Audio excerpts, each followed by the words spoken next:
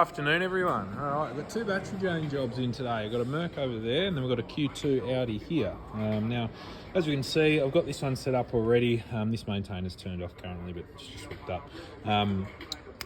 This Audi supposedly has a massive battery drain.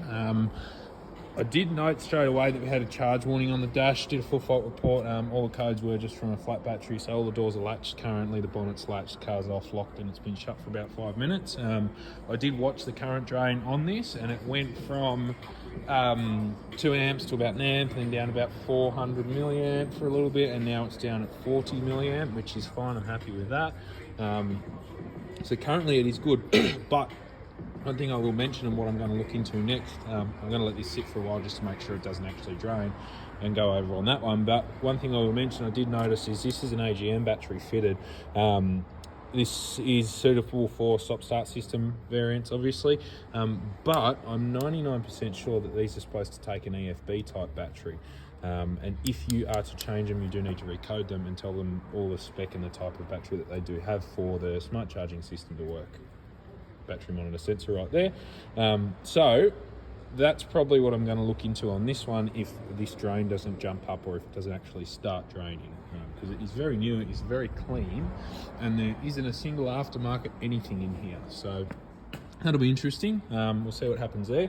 Now this one, this old Merc does have a battery drain. Car's off, locked, shut. It's been about half an hour now. And we've got a full amp drain from this thing. So this thing is sucking the juice out of the battery. So that's what I'm gonna look at next. All right, so Mercedes, let's see what we've got there. 1.9, oh, sorry, 1.1. So we do have a good amp coming out of this battery. Leave that sit. I'm going to go over and start with the driver's side fuse box. Right, managed to get the Audi to drain. Battery has had a 1 amp drain, as you can see. I've got it down to 30 milliamps by pulling this 40 amp fuse out of here, which according to my redrawn diagrams is the voltage reg fuse. So I'm going to double check that. We'll just see. I'm going to stick it back in, see if it jumps back up to an amp. There we go, over 2 amps. All right.